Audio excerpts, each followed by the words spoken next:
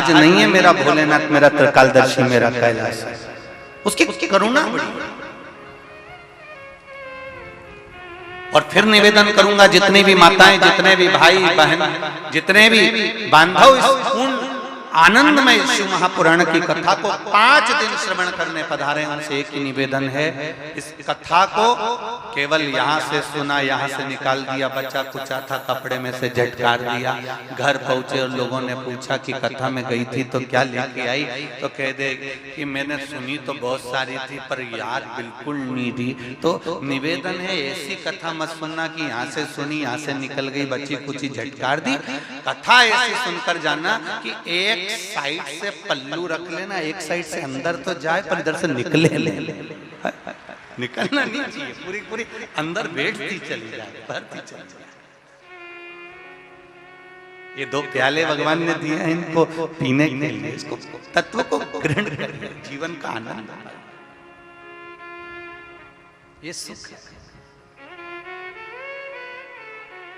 जितने बसंत जी अग्रवाल किस्मत वाले हैं ना, और उनको ये शिव पुराण मिली है, उससे दोगुने किस्मत वाले तुम सब हो रहे जितने बैठे हो कथा है।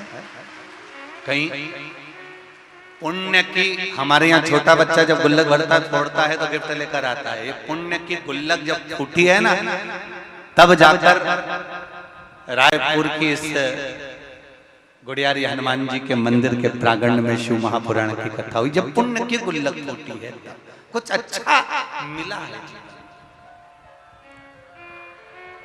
शिव कृपा से। महाराज शिव कथा कह रही है, भगवान शंकर का चरित्र कर रहा है, भगवान शिव की पावन कथा कर रही है कि शिव महापुराण वर्णन करती है कि जिस कथा को हम श्रवण करने के लिए बैठे हैं, शिव महापुराण कोई छोटा मोटा प्रसंग नहीं है। 24,000 श्लोक 12 खंड में वेदव्यास जी महाराज ने इसको बांट दिया है, और 12 खंड में बांटने के बाद वेदव्यास जी कहते हैं इन 24,000 श्लोक में से एक श्लोक, एक शब्द, एक अक्षर भी हमारी जिंदगी में अगर हमने उतार लिया तो जीवन की सार्थकता।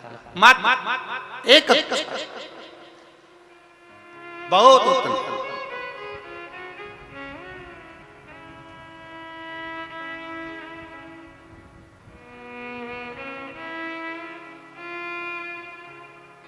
भगवान की भक्ति के लिए दिन रात, सुबह शाम,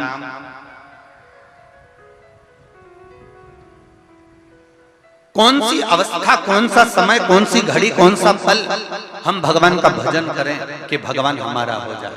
शिव महापुराण की कथा कहती है, मेरे बाबा को महाकाल कहते हैं। महाकाल का मतलब होता है जिसने काल की गणना करी हो, जिसने घड़ी की गणना करी हो, जिसने समय, पल, घड़ी, नक्षत्र सब कुछ उसने बनाया। ऐसा कोई चीज नहीं जो मेरे शिव ने नहीं बनाया।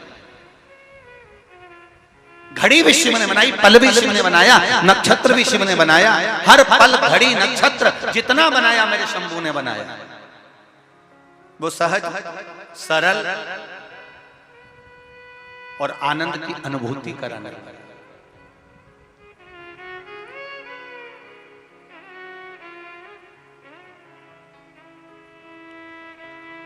वो निश्चितता सुख देने वाला, इसीलिए हम लोग उसको बारंबार आनंद के साथ में उसको पुकारा करते हैं। महाराज भगवान शिव का स्मरण हम बारंबार किया करते हैं, बारंबार।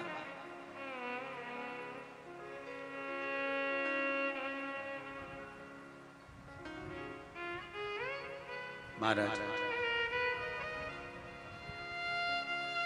शिव कथा कह रहे हैं। एक बिंदु, चंचुला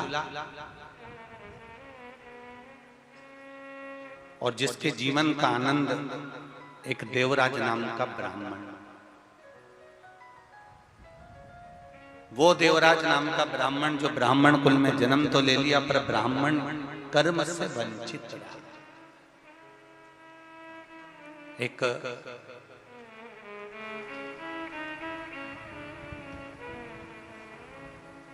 ब्राह्मण के कुल में अगर जन्म मिला है तो आप भगवत स्मरण अवश्य करिए और गलत कर्म से बचने का प्रयास करिए। जितने लोग आस्था चैनल पर कथा सुन रहे हैं, जितने फेसबुक यूट्यूब पर कथा सुन रहे हैं, और जितने लोग इस रायपुर की पावन धरा पर इस शिव महापुराण की कथा को सुन रहे हैं, उनसे एक ही निवेदन रहेगा, चाहे ब्राह्मण हो, चाहे क्षत्रिय हो, चाहे वैश्य हो, चाहे शूद्र हो, आप जिस वर्ण के अंतर्गत, ये सब तो ब्राह्मण, क्षत्रिय, वैश्य और शूद्र का वर्ण तो हम निश्चित करें हैं, पर परमात्मा के यहां से जब जन्म हुआ, मेरे देवाधिदेव महादेव ने जब अपना अर्धनारीश्वर स्वरूप का दर्शन ब्रह्मा जी को कराया, तो ब्रह्मदेव को दर्शन कराकर भगवान ने ये नहीं कहा कि तुम्हें ब्राह्मण बनाना है, कि क्षत्रिय बनाना है, कि वैश्य बनाना है, कि शूद्र बनाना है। भगवान ने तो केवल अर्धनारीश्वर स्वरूप का दर्शन देकर कह दिया कि तुम्हें पुरुष और स्त्री का निर्माण, पुरुष और स्त्री का निर्माण।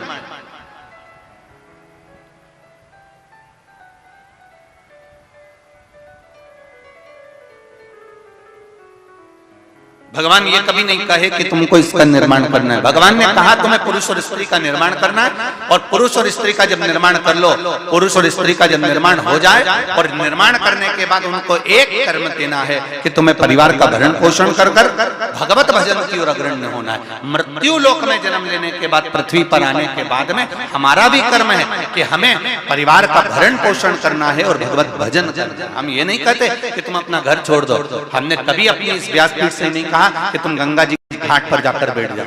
बोलो जी जी, कभी बोला कि गंगा के घाट जाकर बैठ जाओ, कभी कहा कि नर्मदा जी के घाट पर जाकर बैठ जाओ, कभी कहा कि किसी तीर्थ में जाकर बैठ जाओ, फिर वापिस मत आओ। शिव महापुराण की कथा कहती है किसी तीर्थ में जाने की जरूरत नहीं, तुम्हें कहीं एक जगह पर कहीं संत, साधु, सन्यासी, तपस्वी, साधक, उपासक, महात्मा, जोगी बनने की जरूरत नहीं है। शिव महापुराण की कथा कहती है सबसे बड़ा आश्रम होता है गृहस्थाश्रम। घर में रहो, परिवार में रहो, कुटुंब में रहो, और उस परिवार में रहकर अगर तुम थोड़ा सा भी भगवान का भजन कर लोगे, एक लोटा जल भी अगर शिव को चढ़ा लोगे, और निश्चित है शिव तुमको मिल जाएगा, ज्यादा कहीं जाने की जरूरत नहीं। और कोई तुमसे कहे कि तुम संत बन जाओ, साधु बन जाओ, तुम गंगा के घाट पर चले जाओ, तो उनके पांव पड़कर कह देना दादा तुम चले जाओ, हम नहीं, हमसे तो बने भी नहीं, क्योंकि ये मनुष्य की देह, मानव का शरीर है, बड़ा मुश्किल से मिला हुआ शरीर, और हम भगवत भजन करेंगे ये नहीं है। हम तो बस केवल थोड़ा बहुत भी नाम जाप कर लेंगे तो उतने में परमात्मा मिलेगा, ये निश्चित है। बिल्कुल निश्चितता है कि थोड़े से भजन से परमात्मा प्रकट हो जाता है। कलयुग केवल नाम आधारा, और सुमर सुमर नर उतरे। कलयुग में केवल